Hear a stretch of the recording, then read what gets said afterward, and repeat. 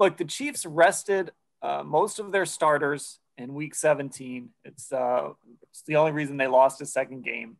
They had the bye week, and there is always this rest versus rust debate. And I think it's a really interesting debate when you talk about a team that has a bye, because now you're getting 2 weeks off. Does that increase the chances? And this comes from the 614 area code. Do you think that them basically having 20 days off from live game reps, I don't know, that number seems high, but however many days it is, gives the Browns an opportunity to get off to one of those quick starts that we've seen against, Tennessee, that we saw against Pittsburgh, Dallas. We've seen this team pounce early against teams. And could this rest that Kansas City is trying to get almost benefit the Browns? Absolutely, 100% yes. The Pittsburgh Steelers were not ready for the intensity that the Browns brought. The Browns decided they were coming in, they were going to plant their flag, and they were going to impose their will on the Steelers. Well, they haven't lost that feeling. They're going to go into Kansas City, and they're going to try to do the same thing. And this Cleveland Browns team, in case anybody's not paying attention, believes they can beat anybody. So they're going to go in there, they're going to blow into Kansas City like a tornado again. And the Kansas City Chiefs had better be ready for what they're about to face, because the Browns are worked up into a lather, and they plan on blowing through these playoffs, and they are not ready to stop anytime soon. So if these guys are resting up and thinking they just have to get through their first round on the way back to the Super Bowl, they're going to be very sorry with what happens on Sunday. I don't agree. I think last week has a lot to do with the fact that Kansas City is going to be very aware of what the Browns are capable of doing. The Steelers almost beat the Browns with a lot of backups on the field, week 17. Then you turn around, you're getting Ben Roethlisberger back and other key players. And I don't know how much not playing for a week really mattered at that point, but it was a different situation, I think. Now the Chiefs watched that game, obviously. They know exactly what the Browns did. I would be shocked if the Browns, if there was anything that happened in this game where you would look at it and say, wow, the Chiefs just weren't ready. Or man, Patrick Mahomes looked rusty and that time off hurt him. That would just be really surprising to me. I think that the Chiefs clearly aren't going to forget how to play football. And they're just a different animal compared to the Steelers. I don't know. I just don't see that being the same situation this week. By the way, point for the texter. His math was pretty close. His or her math was pretty close. I think it's going to be about 21 days since the Chiefs started resting guys.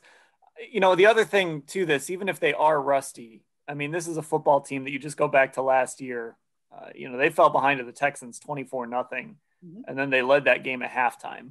They were behind the 49ers in the Super Bowl. They were behind, I believe they were behind in their other game as well against the Titans. I'm looking that up now. They were down 17-7 to the Titans. So this is a Chiefs team that doesn't really flinch when they get behind. It's just nothing new to them. Now the Browns offensively are a team that can score and can control the clock if they want to do that. We've talked about that Chiefs run defense. It is not very good. So maybe if the Browns did build a lead, they could try and shorten that game a little bit. But, the problem is kind of even going back to that Dallas game a little bit, which is an offense close to the Chiefs, at least when they had Dak and as quick strike as they were. The problem is the Chiefs only need like 2 plays and they can get back in a game like that. Yeah, they can, obviously. I mean, they're the Chiefs. We've seen exactly what they can do. We know what they're capable of. I'm expecting, I was asked on Kansas City radio today, do you think that the Browns could possibly get into a shootout? I'm like, you obviously haven't been watching the Cleveland Browns this season. The Browns can 100% get into a shootout because the lights have come on for Baker Mayfield. 14 touchdowns, 1 interception in the last 10 games. They are explosive. This is a very explosive offense. So they can keep pace with the Kansas City Chiefs, especially considering, as you mentioned, their run defense is 21st overall, but 31st in Football Outsiders DVOA. That's pretty bad to be 31st in run defense DVOA when you've got a very motivated Kareem Hunt coming to town and an extremely motivated Nick Chubb coming to town. And And I really think that, that the Chiefs are going to have to be really ready to play their best football to beat the Browns, because I think the Browns defense, with Denzel Ward coming back, Kevin Johnson coming back, and Ronnie Harrison playing, I think that they actually have an opportunity to rise to the challenge a little bit here and maybe get a couple of takeaways. Now, Patrick Mahomes has only thrown 6 interceptions this year, but 4 of them have come in his last 3 games, including 3 against the Dolphins. Okay. So for whatever reason, he was making a few mistakes. I haven't dug in to find out exactly why, but 4 interceptions in his last 3 games. Well, the Browns have a nose for the football. That's what they do. They find a way to get takeaways. So whatever deficiencies they have on defense, and those are going to be a little bit less than they have been with Kevin Johnson and Denzel Ward back for sure, they can kind of make up for it by coming through and taking the ball away. So I think they match up really, really well against the Chiefs.